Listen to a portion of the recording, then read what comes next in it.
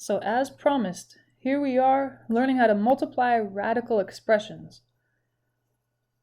All right, what do we have first? So first thing is we got to know what can we multiply. I mean, there are some types of radical expressions we cannot multiply. And then even if we can, how do you do it? So this little rule here says to multiply radical expressions, so you notice here they have the nth root of a, nth root of b multiplied together equals the nth root of a times b. So it pretty much looks like you just multiply the insides of the roots, or they call them the radicands. Multiply the radicands, which is just the insides of the root.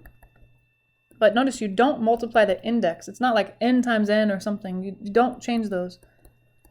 Change the index. And then kind of an unspoken part of this is, you notice this is the only rule they've given us to multiply radicals. And the two indices are the same. The index of A is n, the index of B is n.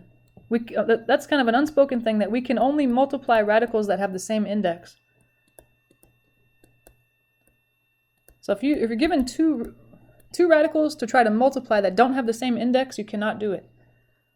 Radicals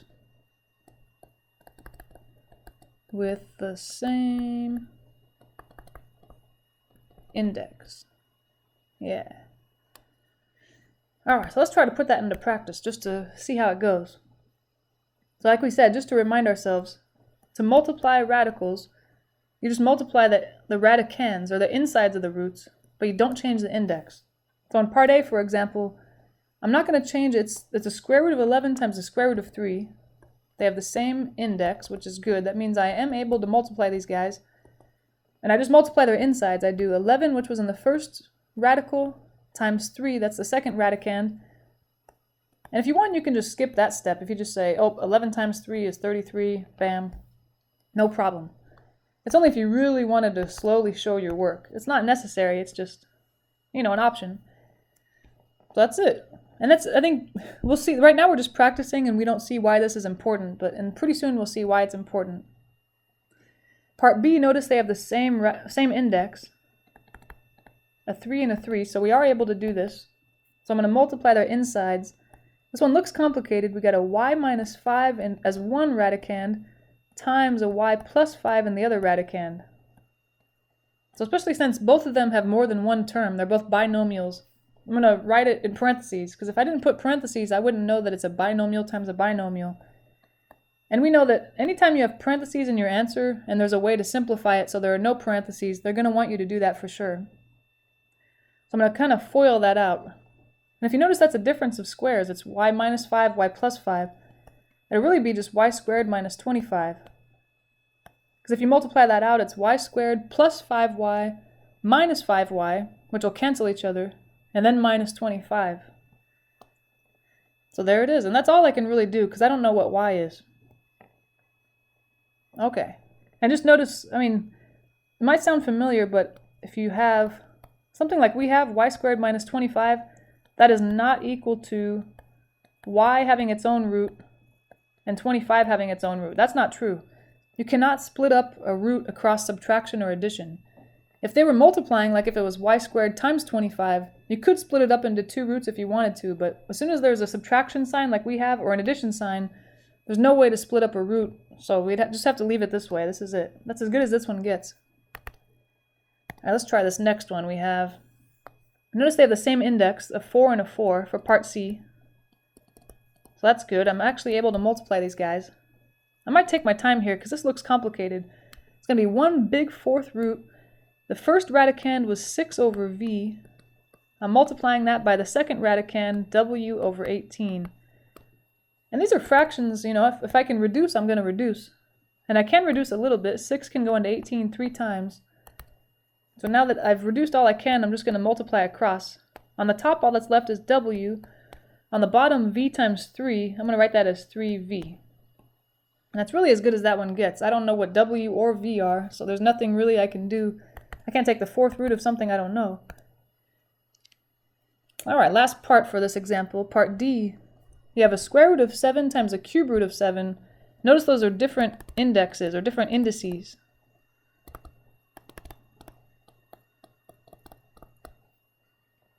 One's a 2 and the other one's a 3.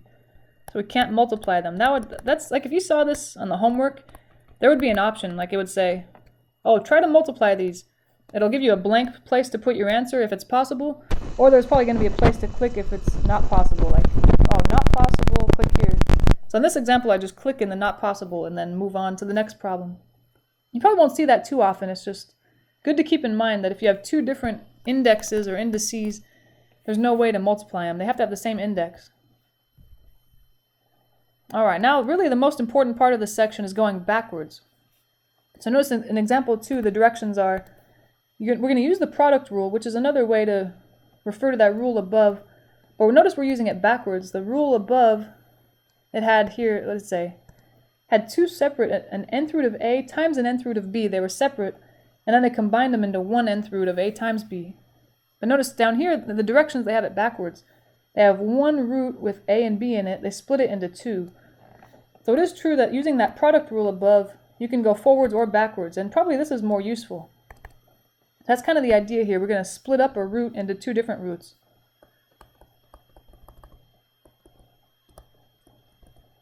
Into two different roots. And it seems like, okay, why would I do that? What's the point of that? But if you notice, part A, we have a square root of 50. Okay, thinking back at square roots, there's no such thing as a square root of 50. I mean, your calculator can figure it out to a decimal approximation, but there's not really, it's not like I can say, oh, what times itself is 50? Well, nothing that I know of. It's some kind of decimal.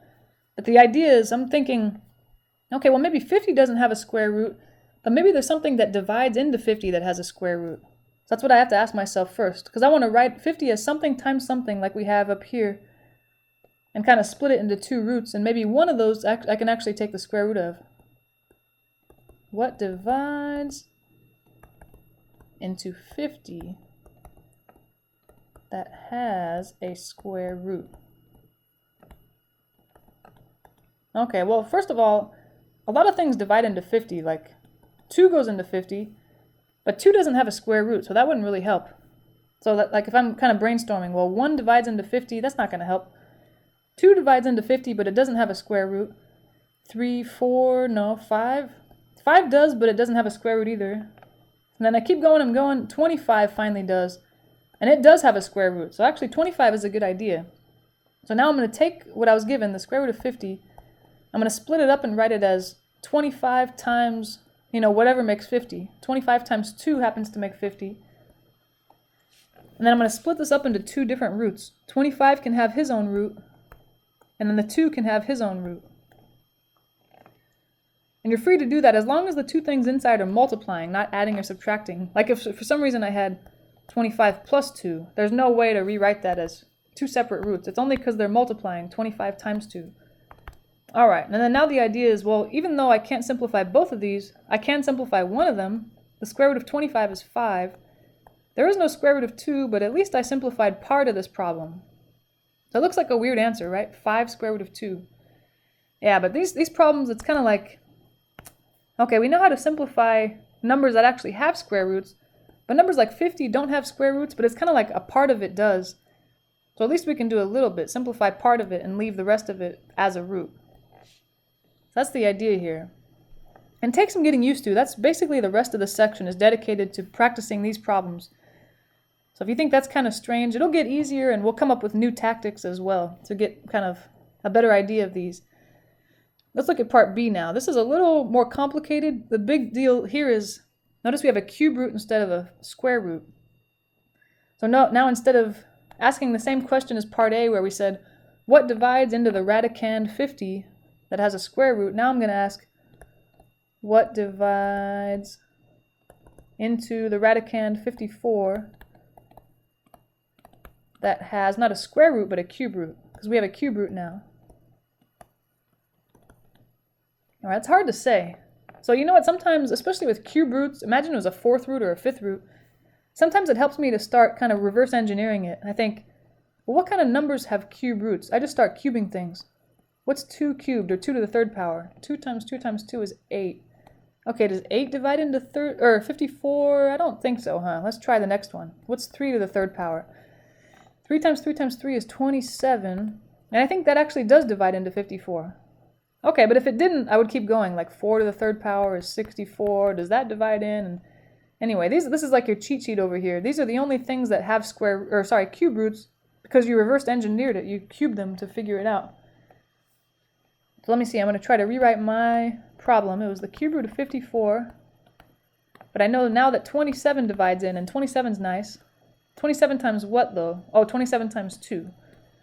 All right. Makes 54. You know, if it was 27 times 3, it doesn't matter. Whatever makes that number. And now I'm going to split those into 2 roots. One of them with a 27 and one with a 2. But notice they both keep the same index. Whatever the index of your root is, it's going to stay the same for both roots you split it into.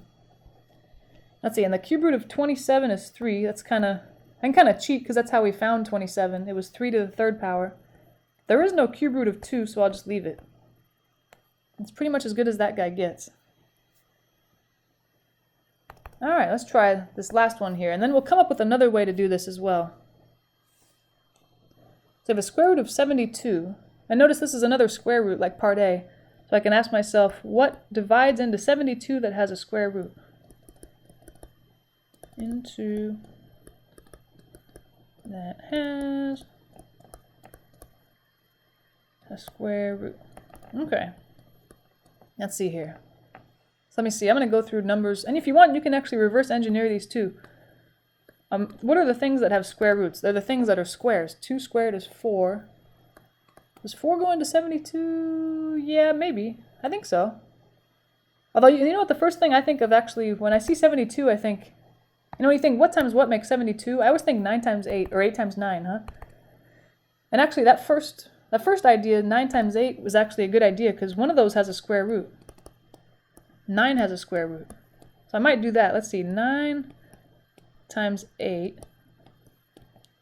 Okay, and give each of them their own square root. 9 gets his own, 8 gets his own. The square root of 9 is 3. There is no square root of 8, so I'll leave it. And I guess if I didn't really know better, I would leave my answer this way, but you know what? Actually, the square root of 8 can be simplified.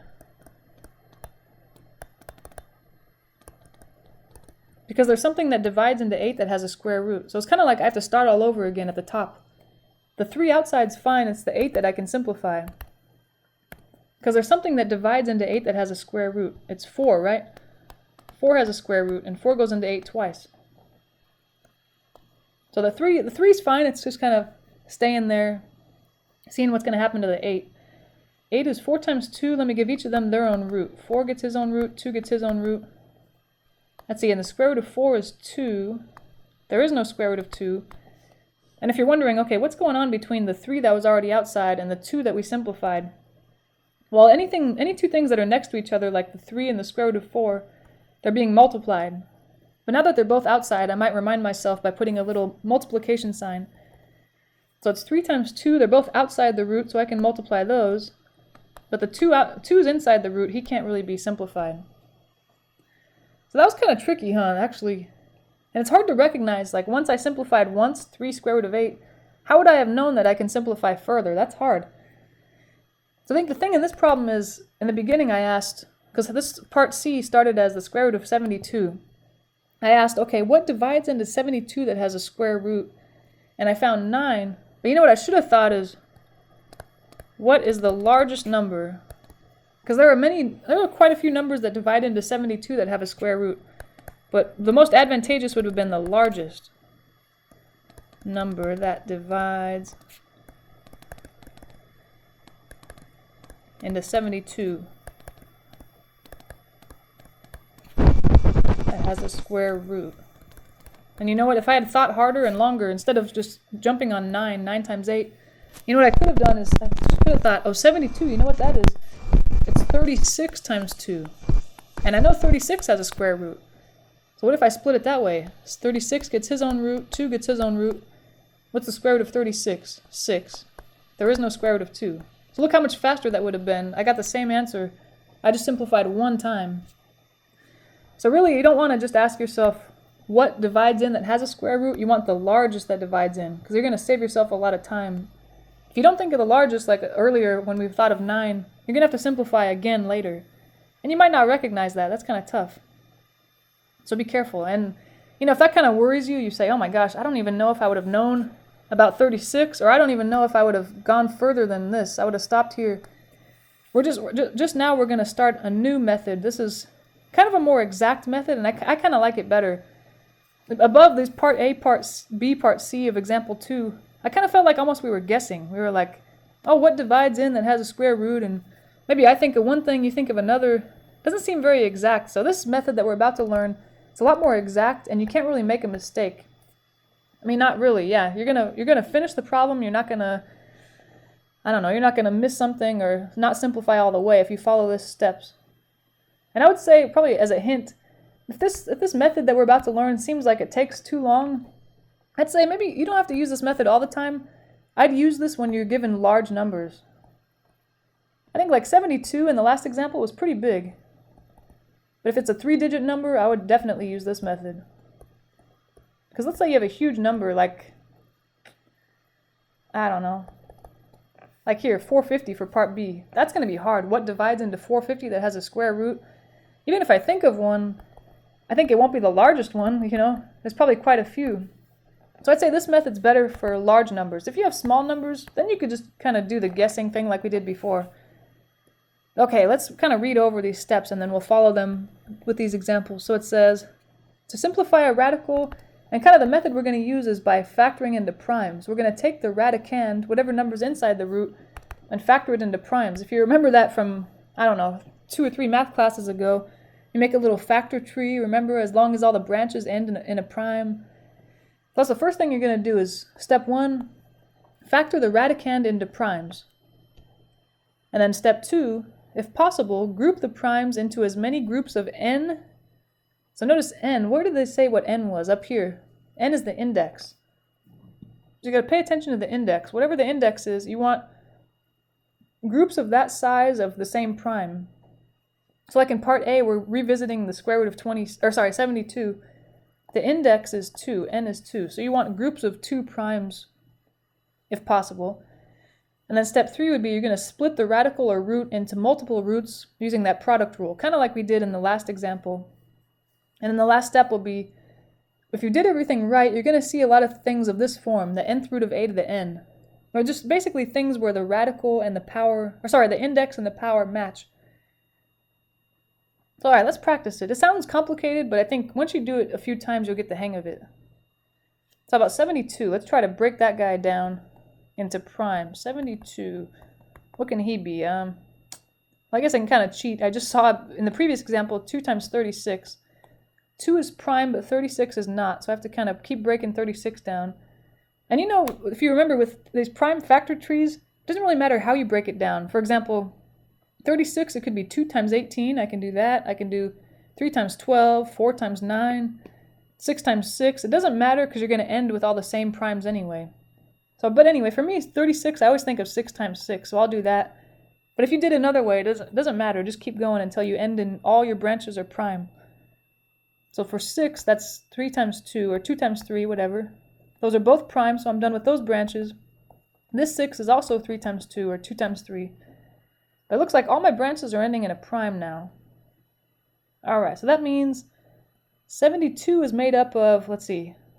If you want, you could just kind of gather all your thoughts. I see, just to get all the same primes together, there are 3 2s and 2 3s there. Is that true? Yeah, here's 1 2, 2, 3 2s. Oh yeah, and then 2 3s. Okay, good. So it's saying you want to group those into the same type of prime of size 2. So kind of like I'm just looking for groups of 2. Here's a group of 2 of the same prime. Here's a group of 2 of the same prime. Maybe I'll look at those guys. So what you want to do is write that as, for example, 2 squared and 3 squared. But the middle guy, this middle 2 is kind of an odd man out. He doesn't have another 2 to pair with, so he'll just have to stay as is. Alright, that's what they mean by step 2 is try to look for groups of n. Since our index is 2, try to see if I can find groups of 2 of the same prime. We found 2 2s and 2 3s. And once you rewrite it like that, then you're going to want to split it into the different roots. So we got 2 squared can have his own root, the 2 in the middle can have his own root, and that 3, oh sorry, whoops, why did I do that? I was going to write 3 as the index. 3 is not the index. Hello. Square root of 3 squared. There we go. And then the last step is you're just going to simplify anything of the form, like it says, nth root of a to the n. But notice this is an index 2. So here we have power and index match. That means they cancel. The middle one, though, there is no power to cancel with the root, so there's nothing there. But the last guy, the power and the index cancel. So this guy will just become a 2. The middle square root of 2, there's nothing you can do with it because there's no power. The last guy is a 3. And everything's being multiplied together. But at this point, really the only like factors here are the three outside and the 2 outside. Since they're both outside, they can be multiplied together. 3 times 2 is 6, and then square root of 2. So we got the same answer as we did when we did it the previous way. Just kind of a different method. And I'd say probably 72 is kind of on the borderline. It's not a huge number, so I don't know if you really need to use this method, but it's a fairly large number and complicated because it has a lot of divisors, so it couldn't hurt. Alright, let's try the next one, and I'll kind of show you, if you want a shortcut, we're going to be doing the same work, we're just not going to show as much work, because this is a lot of work to show that we just used in that last problem. Alright, so part B, we have 450. First thing I'm going to do is factor 450 into primes. And you can break it down however you want. I see 450 and I think, well, it ends in a 0, so it's 10 times something. 10 times 45. Okay, and then 10, that's 2 times 5. And those are both primes, so I can stop. 45 is 9 times 5, or vice versa. 5 is prime, but 9 is not. 9 is 3 times 3. Okay, now we're ending in all primes, so we're good. If you want, instead of now rewriting it in the radical form like we did here, we can just right now look for groups of the same size. Like, so we have an index here. Index is 2. So we want groups of 2. I see 2 3s and I see 2 5s. So I can kind of start pairing them in my head right away now. That way I'm going to rewrite, okay, the square root of 450 is going to be a square root. And I see a pair of 3s. I'm going to write that as 3 squared. And I saw already a pair of 5s. I'm going to write that as 5 squared. And there was one odd man out here, a 2. He didn't really have a pair, so he'll stay as is. Alright, now I can give each of them their own root. 3 squared can have his own root. The 5 squared can have his own root. And that 2 at the end can have his own root. And I know that the square root and this square will cancel. This square root and this square will cancel. But the last guy has no square to cancel with the square root, so it'll have to stay like that. This will just become a 3, this will become a 5, and this will still stay as square root of 2. But remember that everything's being multiplied together. Since these two are both outside the root, I can multiply them. 3 times 5 is 15, and then the square root of 2. There it is. Alright, that one seemed a little faster, I think just because we didn't write as many steps. We kind of did some of it in our heads, like the pairing the primes, you know, we kind of just circled them and I don't know, kept it in mind. There's a lot of shortcuts we can take. Alright, let's try part C. This time notice the index is 3. So it's going to be a little trickier. Index 3.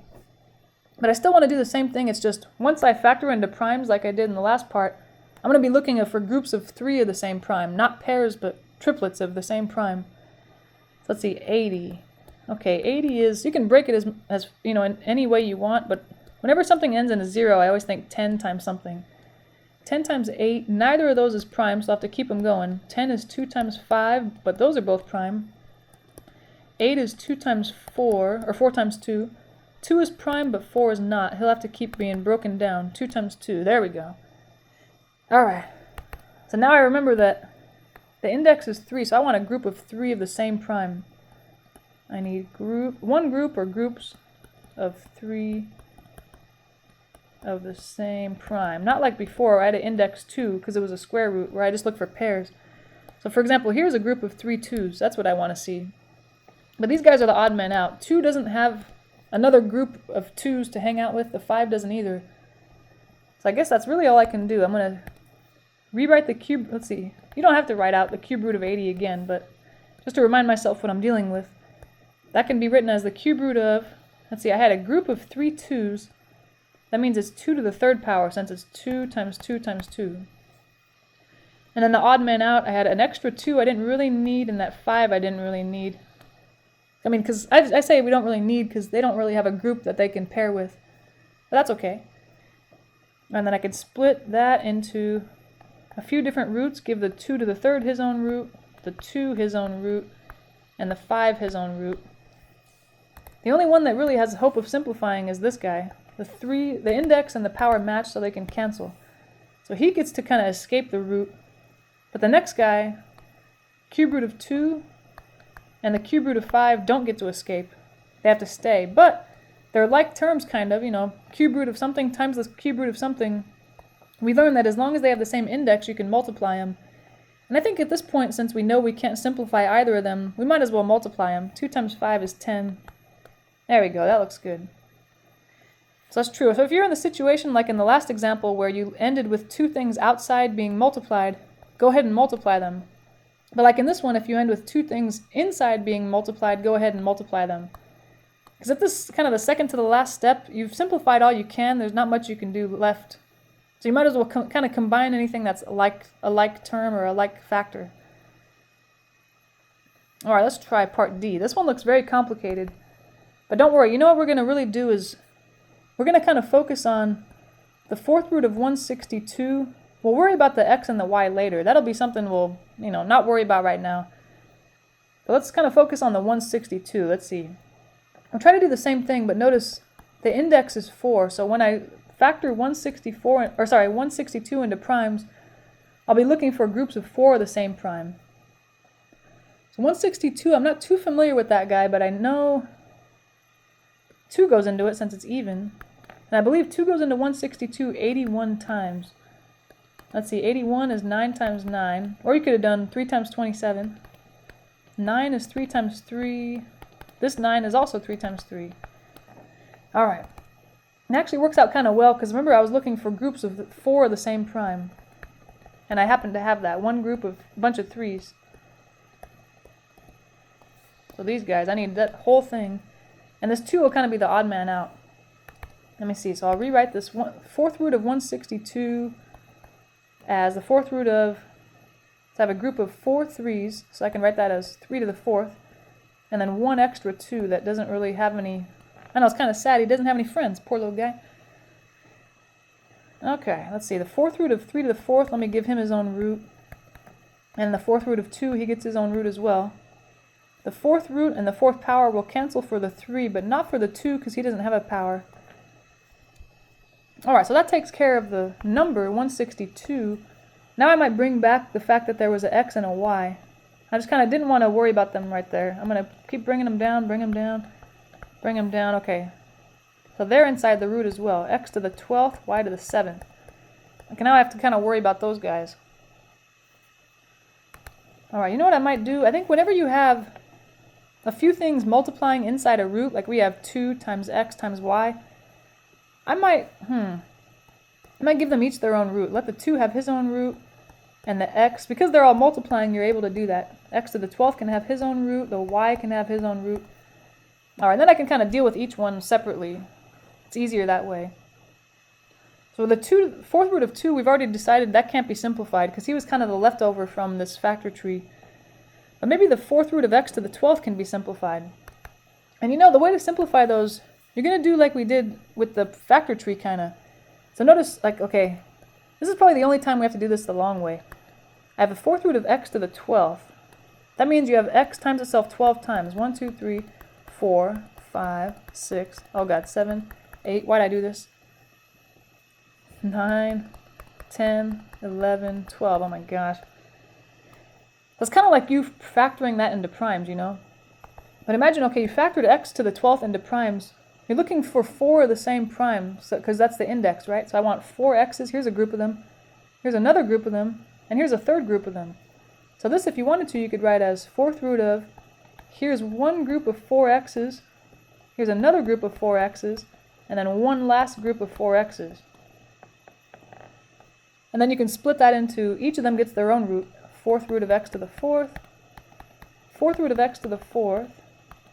Fourth root of x to the 4th. And we've seen, of course, that if your index and your power match, they cancel. So actually, each of these roots and powers cancel. All you're left with is a x, x, x.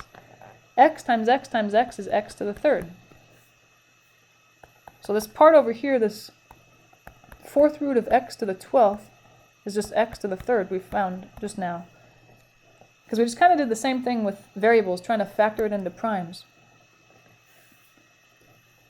Alright, and if you're noticing something about the answer we got and the numbers that we started with, we can make kind of a generalization soon. Maybe look at the y first, and then we'll make that generalization.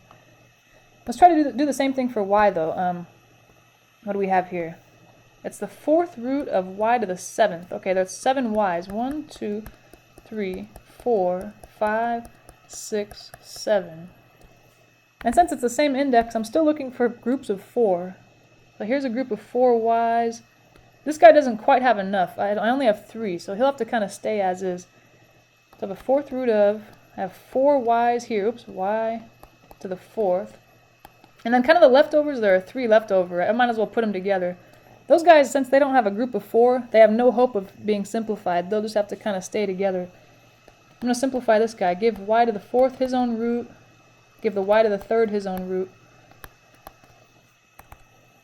And of course, this power and this index match, so they'll cancel. But this power and this index do not match, so they can't cancel. It'll have to stay like this. So unfortunately, that's the only way y can simplify. At least one y got to escape, even though 3 are kind of stuck inside the root. Alright, this looks kind of like a mess. Usually when you see it this way, this is a fine answer. There's nothing wrong with it. We usually put everything outside the root in the front. So I'm kind of looking around, what's outside the root? We got the 3, the x to the 3rd, and this y that got to escape. I'm going to put them all in the front. And then anything that didn't really get to escape the root, like this fourth root of 2 and this fourth root of y to the 3rd, usually put those at the end all together in one root, because there's no hope of them being simplified.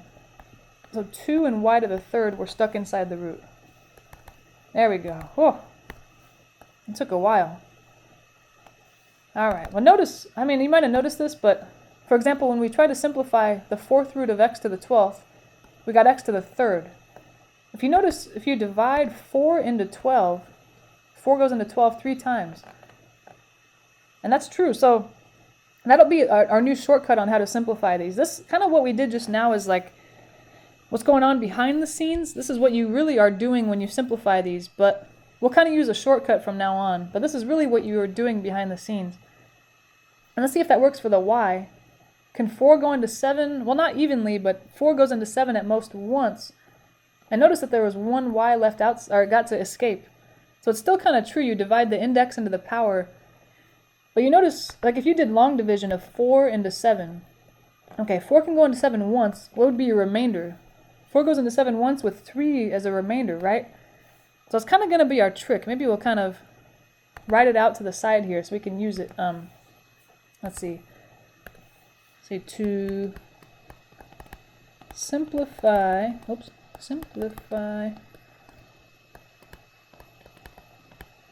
a variable under a square root. As long as it has a power, we're going to divide,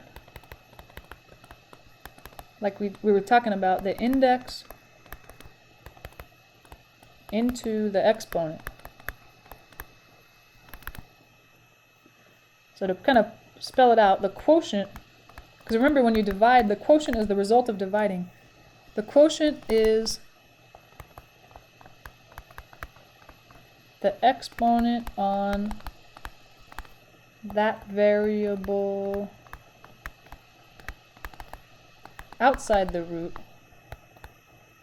Like we said, just to go back to the example, like with the y, we said, if you divide 4 into 7, 4 goes into 7 once. So that's the quotient. 1 is the power on the variable outside the root. But the last thing we need to write is that the remainder, 3, that was the power on the variable inside the root. Sorry. The remainder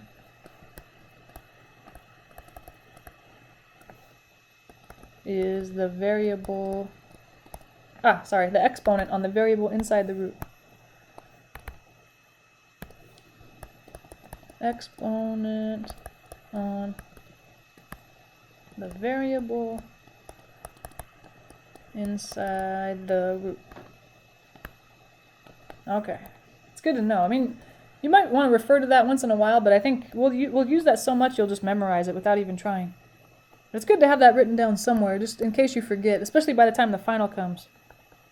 Let's see, actually, yeah, alright, let's try part E. That might help us with part E. So the first thing, I have 175, a to the 6th, and b. They're all inside the same root.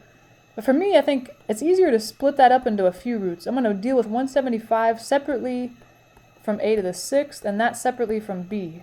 They're just all easier to deal with separately without worrying about the other guy. So 175, alright, that's a number, so I'm going to have to do like we did previously, is factor that into primes. Let's see, 175, what can that guy be? Well, 175, I know 5 goes in. How many times? Let's see. 5 times 35, I think. Is that true? 15. Yeah, I think that sounds good. 35 is 7 times 5. Alright, we got all our branches ending in primes. Then I kind of scanned to remind myself the index is 2 here, because it's a square root. So I just want a pair of a pair of the same prime, and I see that there are 2 5s. That means I can write 175, this guy. I have 2 5s, so I can write that as 5 squared. There's one odd man out of 7. That's okay. I think I'll worry about the a and the b later. I'm going to kind of break this guy down as much as I can. The 5 squared gets his own root. The 7 gets his own root. 5 squared, okay, the square root and the square cancel to leave 5. But 7 has no square to cancel, so he'll just have to stay. Alright, I think we got that down. So we got the number part down. Now we'll try to a to the 6th. Let's see about that guy. Remember, like we wrote off to the side, I have to do a little kind of long division. I'm going to divide the index, which is 2, into the power, which is 6. And you can do it in your head, but if you want to write it out, that's okay. 2 goes into 6 3 times. Remember it said that the quotient is what the power will be outside the root. 2 goes into 2 goes into 6 3 times. And this time, since there's no remainder, you actually don't need anything inside the root. It's not like the y in the last example where we were dividing 4 into 7. 4 didn't go into 7 evenly. When the index doesn't go into the power evenly, that's when you'll have something remaining inside the root. But if it goes in evenly, you won't have anything inside the root. Alright, so that's kind of as good as a gets. I'm just going to leave him as is. Let's see what happens with the b. So this time I'm going to do this, try to do a similar thing. You're dividing the index, which is 2, into the power. This time though, b only has a 1 power. But notice, what if I try to divide the index into the power? 2 can't go into 1. So that's really as good as it gets. You can't simplify it. So that's kind of a good thing to point out. If the index is larger than the exponent, like we have, the index is 2, the exponent is 1, that variable cannot be simplified. It'll have to stay that way.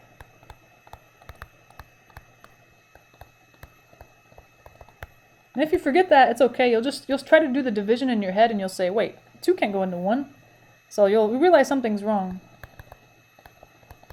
But it's only when the power inside is larger than the index outside. But I guess I can't do anything. He'll just have to stay as is, square root of b all the way down. Alright, so our answer looks fine. It's just, I think like I said before, just to make it look pretty, usually they'll have you take anything that's outside the root. Like the 5 is outside the root, the a to the 3rd is outside the root. And they'll put it on the left side. Anything inside the root, like the 7 and the b, they'll put it kind of towards the right, and they'll just shove them into the same root just to kind of make it look as simple as possible. And there it is. That's as good as that one gets, I think. Alright, let's try part F. This one looks scary, huh? So this one, I think it's kind of misleading because I kind of want to go, well, maybe I can split this up into roots, like 2x squared gets his own root, 8x gets his own root, 8 gets his own root, but that's not true.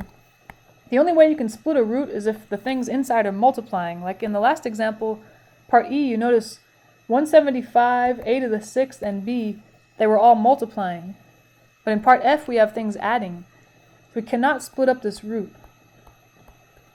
Not yet anyway, maybe we can later. Can't split the root until it looks like a product. Yeah, because it's only when there are things inside being multiplied that you can split up a root. So this kind of brings us back, because we have a polynomial now. It's 2x squared plus 8x plus 8, and we want to write it as a product. So basically we're going to have to go back to the previous chapter, or a couple chapters back, and factor this. Because remember, when you factor a polynomial, you're making it look like a few things multiplied together. So it'd be hard to know. I wouldn't necessarily know to do that. Let's see. If I look at 2x squared plus 8x plus 8, the first thing that pops out in my mind is they have a common factor of 2. If you remember from the previous, or a couple chapters back, when you factor, the first thing you want to think is there a common factor I can factor out? So 2 divides into everything, and if I factor it out, x squared plus 4x plus 4 is left. And now I'm going to see if what's in the parentheses, that x squared plus 4x plus 4, can be factored further. If it can be factored, since that's a trinomial and it has a leading coefficient of 1, it should just be that easy factoring method where it's an x and an x, and you say, oh, okay, well, what multiplies to 4 but adds up to 4? That'd be plus 2 plus 2. There we go. And also, you notice those are the same factor, right? X plus 2, x plus 2. And we were kind of trained in that factoring chapter to write that as that guy squared. And this is a chapter where that really pays off. Because as we've seen in the previous couple examples, when you see a square, or I guess, notice that the index here is 2, and this power is 2. That's a good sign. Although they won't cancel quite yet, because this 2 here is kind of ruining it. You can only cancel a power and an index, like if it's a square root and everything inside is squared. Every single part of the radicand is being squared. But that's not true here. This 2 was not being squared. So we can't just cancel the power and the root yet. Or sorry, the power and the index. What we're going to have to do is first split this up into 2 roots, because it's now a product. 2 times something inside. So I'm going to write it as, oops, sorry. I'm going to give the 2 his own root, and then the parentheses x plus 2 squared his own root. Square root of 2 times the square root of x plus 2 squared. Now, the rightmost radical, everything inside this root is being squared, right? It's the x plus 2, that entire thing is being squared. Now we're free to simplify that and cancel the index and the power. There's not much hope for this guy. Square root of 2, I mean, we've seen that I don't know how many times in this section, and we know we can't simplify that. And now what's left is x plus 2, but I guess because we don't know what x is, x plus 2 could be positive or negative. So this is a rare problem where that comes back to haunt us. If you remember, I don't know what this variable is. It could be positive or negative. That means I have to leave it in parentheses, x plus 2. And that's a good answer. You just might see them, like in previous examples, put the thing that got to escape the root on the left side and the thing that had to stay in the root on the right side. These are both fine, but you might see this one, more than this one. This one's kind of like, This one's really happy. Alright, that's probably as bad as these get, actually. It's hard to know, but if you see, polynomial inside a root, you know that your only course of action is to try to factor it. Alright, we're almost done here. This is kind of more of the same stuff. Let's just try part G. So part G, this one kind of gives you, you have a few options here. Because I have 2 radicals multiplied together. We haven't seen that in a while. If I wanted to, I could keep them separate and simplify each one like we've done before, like maybe try to divide the power or the index into the power to try to simplify it. But I think for me, would be easier, instead of trying to simplify each separate radical and then multiply them, I think it's easier to just combine them into one radical and then simplify that. I think that's easier. First, because if you multiply first, then simplify, you're only simplifying one big radical. Whereas if you simplify first, you're simplifying 2 separate radicals, then you're multiplying, which seems like more work.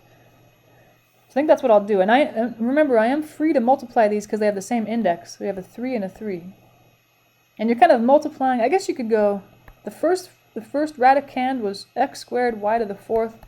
The second one was x squared y to the 6th. You could just kind of put them together and then think about how they combine and all that. But you could do it in your head if you want. You add the powers, right? X squared times x squared, you add the powers to get a 4. With the y's, you add their powers as well. 4 plus 6 is 10. All right, now I get, if I want to, since there are two things being multiplied inside this root, I'm going to give them each their own root. And that way, I think either one will be easier to simplify separately. And since these are variables, really the only way to simplify them is to do that trick that we learned. Well, we could do it the long way, write x to the fourth as x times x times x times x, and y to the 10th as y times y, on and on. We're going to use our shortcut. I'm going to divide, remember you divide the index into the power. How many times can 3 go into 4? Only one time with 1 left over. Okay, and if you remember, the little note we made on the side was the quotient, which is a 1. That'll mean there's a 1x outside the root. The remainder is a 1. That means there's 1x going to remain inside the root. Or, x to the 1 power, I guess. If you want to write a 1 power, that's okay. Yeah. If you want, we can color code it, just so we know where the powers came from. The 1 and the 1. Okay. Now we'll do the same thing with the y. I'm dividing the index 3 into the power 10. See, 3 can go into 10 at most 3 times. 3 times 3 is 9. And with 1 left over, okay. So like we said, the quotient, which is 3 up here, is how many of that variable are outside the root, y to the third. But the quotient, the remainder 1, that'll be how many y's are remaining inside the root. If you kind of get them mixed up, the way I remember it is, this is called the remainder. So that's how many remain inside the root, the remainder, remaining. But the other guy gets to escape. He's not remaining, he's escaping. And we're pretty much done. The only thing I would do now is, like we said before, is take anything that got to escape the root. This x, he's outside. This y to the third is outside. And then anything that had to stay in the root, we might as well just put them together in one root. There was 1x and 1y. And there's really no need to write the 1 power. It's just kind of redundant. Just don't even write the power at all. Whew. So there it is. That's kind of a lot of work. All right, we got one more. And then I think we can move on to the next section, which is a little easier, actually. This is a pretty tough section. I think this is the section where students really, they kind of say, oh, wow, I guess roots are not as easy as I thought. But it gets better, don't worry. So let's see, this one's going to be really similar. We got a few variables inside the root, but since they're all being multiplied, I'm going to kind of make them all their own problem. Cube root of a to the 6th times cube root of b to the 7th times cube root of c to the 13th. And these can each be simplified with that long division. So I'll just start, I don't know, it doesn't matter which one you start with, I'll just start from left to right. Divide the index 3 into the power of a, which is 6. 3 can go into 6 twice, with none left over. So that means that 2 a's got to escape because that was the quotient, and no a's had to stay in. So since there are none, there's a 0 remainder, that means none had to remain inside. Now let's look at the b. Okay, b, I'm going to divide his index, which is 3, into the power, which is 7. 3 can go into 7 twice at most, with 1 left over. Okay, that means 2 b's got to escape. The power on b will be 2. But that means that there's 1 b that had to stay inside, because that was the remainder. So there'll still be a cube root of b hanging out. Now let's look at c. I'm going to do the same thing, divide his index, which is 3, into his power, which is 13. 3 can go into 13 4 times. 4 times 3 is 12, with 1 remaining. Now that means that 4 c's got to escape, and 1 has to remain inside the root. Alright, that's as good as it gets, just like we said plenty of times. The last kind of finishing touch is take anything that got to escape the root and shove it off to the left side. A squared, b squared, c to the 4th. And then anything that kind of had to stay in the root, this b and this c, put them together in one root on the right side. There we go. So that takes a lot of practice, just kind of trying to memorize that whole, how do you simplify a variable inside of a root. It's a kind of a good shortcut, especially when you compare it to how we had to do it the long way with, what part was this up here? Part D. We'd have to do this every time. Oh my gosh. That would be bad. So the alternative is just doing this long division thing. And of course, if you want to, you can do that long division in your head. There's no problem with that. Like if I didn't see this, like if you were taking your midterm or your exam, and I didn't see this part, I just saw kind of the answer, I would say, oh, I assume that you did that in your head. That's fine. I'll just encourage you to show your work. Like, I know it seems kind of ridiculous to write out long division. That's so simple. But it's good, because what if you made a silly mistake, like You know, this is probably something I would do right here where I'm subtracting 13 minus 12. For some reason, I might get a 2. Because I don't know.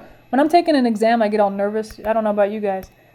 But if I did that and then I put a 2 here and I put a 2 here, you know, what if I was grading your exam, you know, and I didn't see any work, I just saw this 2 here. I might in my mind say, well, maybe they don't really know that shortcut. Where are they getting this 2? You know, and I'd probably give you less credit than I would if you had shown the long division. Because if you show the long division, at least that shows some kind of knowledge of the process. But if you just show a wrong answer with no work, you're going to get less partial credit. You know what I mean? So I think showing your work, it's not as useful when you get the answers right. It's really, really useful when you get the answers wrong. It's really kind of covers your butt if you pardon my French, in a way. So yeah, if you want to get partial credit, you want to show as much work as you can. Anyway, you probably already knew that.